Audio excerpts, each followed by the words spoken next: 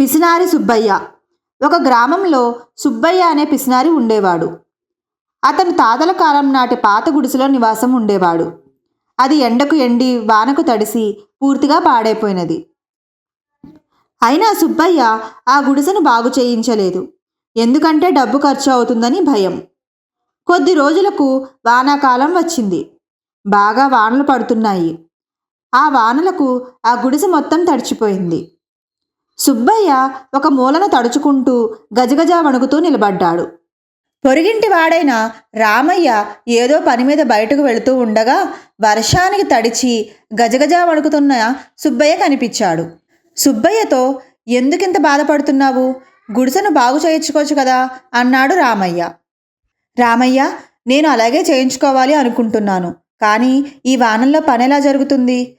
ఎండాకాలంలో గుడిసెను బాగు చేయిస్తాను" అన్నాడు సుబ్బయ్య. రామయ్య అక్కడి నుండి వెళ్ళిపోయాడు. వానాకాలం పోయింది. కొన్ని రోజుల్లో ఎండాకాలం రానే వచ్చింది. ఊరిలోని వారందరూ ఎవరి పనులు వారు చేసుకుంటున్నారు.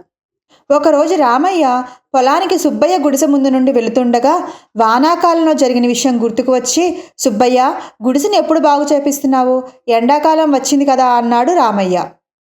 అప్పుడు సుబ్బయ్య రామయ్యతో, "ఎండాకాలం ఇల్లు ఎలా ఉన్నా ఒకటే నాకు.